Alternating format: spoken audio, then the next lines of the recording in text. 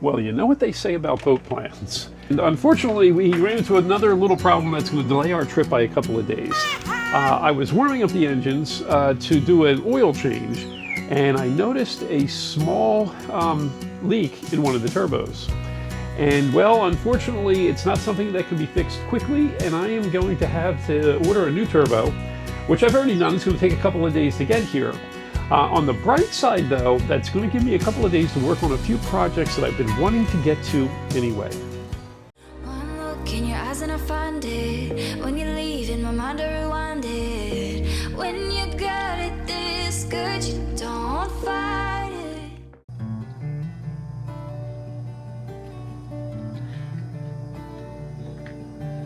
So what's up? Well, I've been, warming up the engines, doing oil changes, things like that, and in the process of starting this port engine, I noticed what seemed like a little bit of smokiness in the air, but I didn't see any leaks or anything, and I noticed a little bit of carbon buildup on the inside of this wall, just a tiny bit. So I took the the blanket off of the turbocharger to see if maybe there was some kind of a leak, and look what the hell I found. This is a broken clamp. I can't see it. It's there. I'm going to take it off. It's hot. Well, maybe just leave it. Don't burn yourself.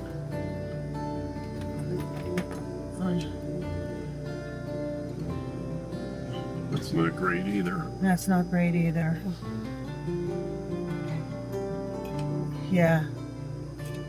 Shoot. Okay, let's see the.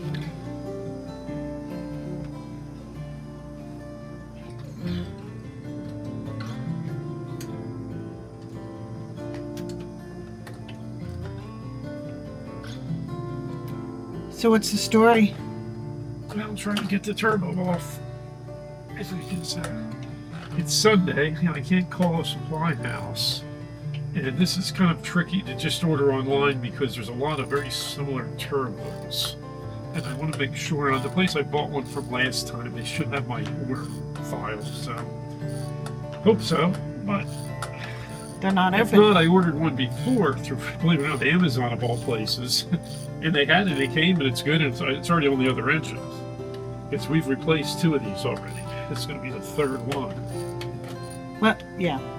Last time I bought a spare, like $2,000 spare, but it came in handy, so okay. 3 bolts off. Last time I did this with my friend Mark, we had to take a cutting wheel and cut the suckers off. We could not get them off. It took us forever. So far I got 3. I got 1 to go, and it's going to be the hard one. So, so I can't get. Well, it has to be done. Yeah, we can't go long, without it, so.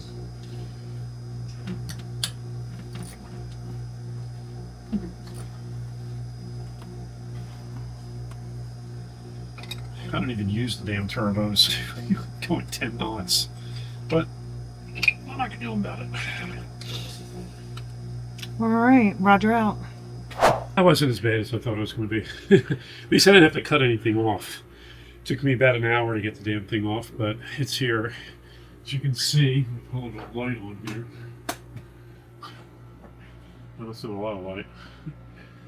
Flange is toast. Yeah. This is the flange that holds it to the exhaust pipe. Same exact thing went wrong on the other 2 that I replaced. So I anticipate I'll need to do a 4th one sometime in the near future. I'll check it, make sure it's good for now. It's going to happen.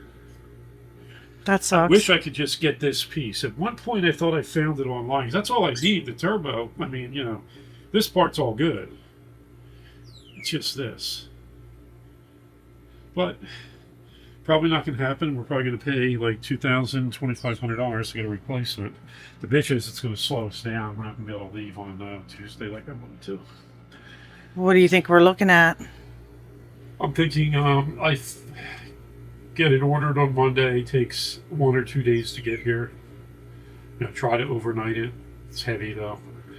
I doubt I'm going to find it any place close. I mean, I can probably find it in Fort Lauderdale, but that's Still 3-hour drive there, 3-hour ride back.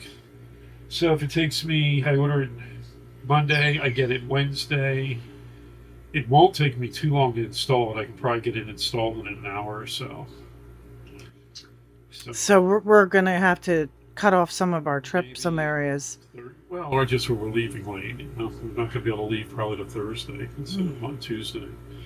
Well, the weather should be nicer on that Yeah, note. the weather's going to be fine for the negative, but it'd be nice if I could find it, you know, within an hour if you're in ride and get it. If it wasn't Sunday, I'd be on the phone right now ordering it. So that's an interesting thing too, that bracket. Yeah. Yeah, that snapped. I don't know when any of this happens, you know. Didn't notice any problems with this at all last time we were using the boat. It was just this time when I started it up and I felt like it did. I couldn't see smoke, but it kind of felt smoky in my eyes, the sort of feeling. That's why I looked around and I saw the carbon deposits on the wall. So yeah, this would have screwed up. We'd have been about a couple 100 miles out. I could have fixed it. I got, you know, I've done it before when one broke. I took that aluminum duct tape, you know, it's made out of actual aluminum, and I wrapped it, and I sealed it, and I put clamps on it, and it was good enough to run, you know. Yeah, so I think that's fireplace tape.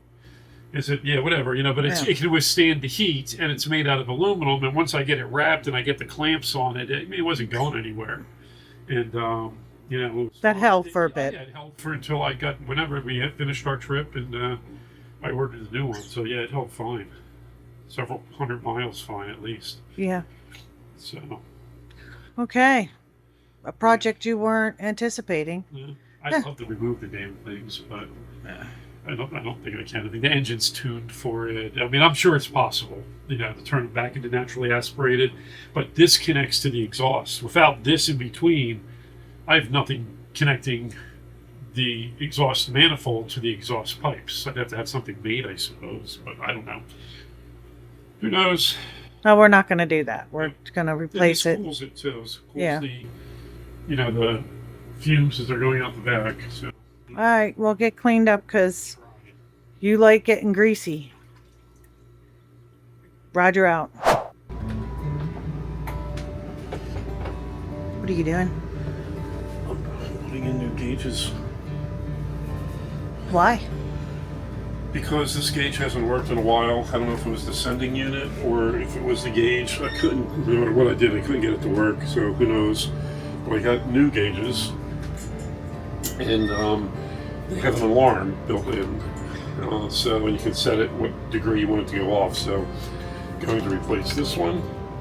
I'm going to replace this one here with more modern gauges. Now, are you doing it on the upper helm too? Because I know they don't really work either. No, not before this trip. I should eventually do that. I should replace all the gauges with something new, but it's a big project, and I figured, well, let me do the most important ones to me, which are the temperature of the engines. And all the oil gauges, they all work, the oil gauges and things someplace, but the temperatures, I've always had an issue where it either worked here or it worked up there, but it didn't work both places, and there's also gauges in the engine room. They always work. But I always had an issue with the temperature gauges. I don't put my head down and look for one engine, look one up there, so I don't want to do that anymore. Yeah. And it's a new alarm to go off? Yep, another alarm. Roger out. Have fun with this. Why is that one not on? Because I fried it. Because you what? Because I fried it. How'd you do that? I forgot that my system here is 32 volt, not 12. I thought it was all converted to 12, but only certain things are. I actually hooked it up to 32 volts, and it can't take more than 18 will fry it. So, fortunately, these gauges are $18. You got one on order already? Yeah, it'll be here tomorrow. Oh, cool. So. Well, that's pretty neat. Yeah, it's because some things here, like this thing here, this is 12 volts. You know, but I guess the main gauges were all 32, and I forgot. So, oh well. Yeah, I remember now. How come you didn't fry that one then? Because I realized what I did when I fried the first one. Oh. You know? Oh, okay. You know, because it came on briefly, and then it went out. And I was like, oh crap! And then I took a meter and I checked, and I realized I had hooked it up to 32 volts. Huh. So. All right. But Well, hey, it looks good. it does. It says 176. My gun is telling me that the engine's actually 173. So, of course, you know, I'm checking the outside right by the right by the thermostat, so it could be slightly hotter inside, I guess. I don't know. Or then maybe there's a way to calibrate it. But in either case, I don't want it to be above 180, really. That's what I'm shooting for, so. Okay. 4 degrees to go. Yeah, well, that's as hot as it gets because I ran this at idle. When I'm running on speed, it actually drops slower, believe it or not, even though the engine's moving more. So much water is getting pushed through it, so it actually drops a few degrees when I'm moving. Okay. Yeah. Well, we're getting there. Okay. Roger out. Well, this year we have all new batteries on the boat. I replaced both of my 32-volt banks, and I also have the new Blue Eddy lithium on board. And this here is a battery. This is a Renogy, all right. This is just a AGM.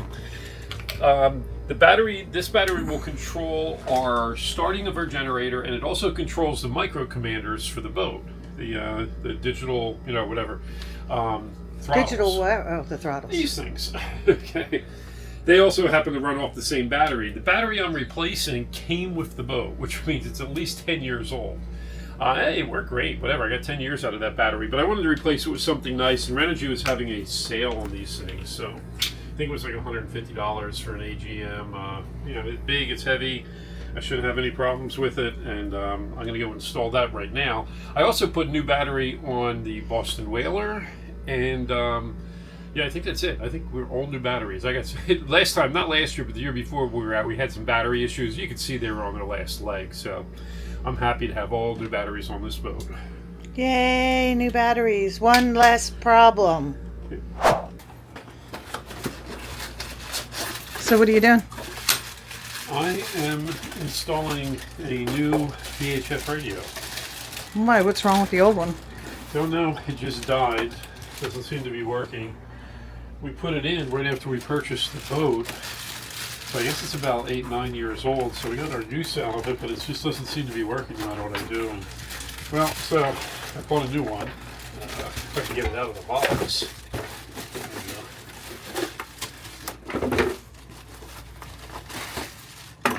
So maybe this one will last another 8-9 years? Hopefully it fits in the hole. Otherwise, I got to get a saw out. So I'm not sure.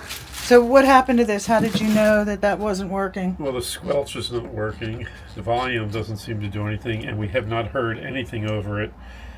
No matter what I do when I put it on. I know people are hailing the marina. Nothing's coming through, and it's coming through on our lower helm. We have a radio down there that is working, and that's from 1979. And they don't make them like they used to. Yeah, so that one's working. We have our handheld, but we don't hear anything on this yet. The other ones we hear stuff on. So it's a good thing you checked it before we left. Yep. With time to have it shipped.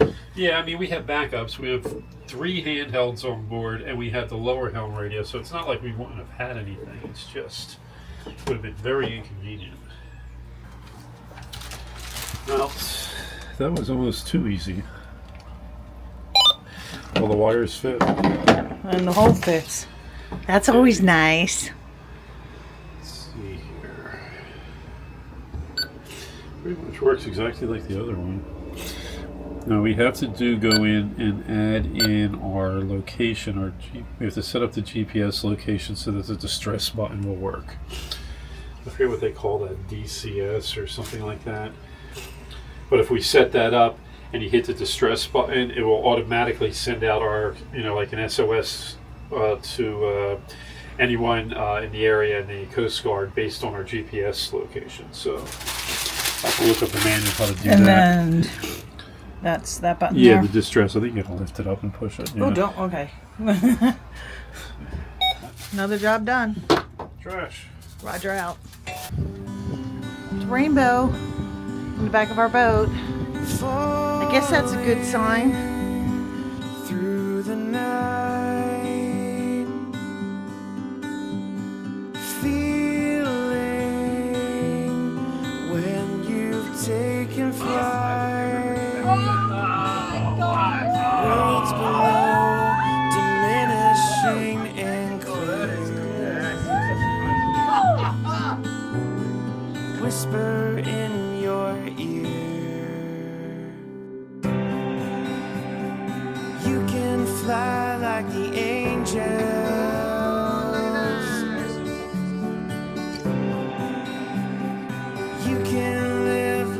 fairy tale. Galaxies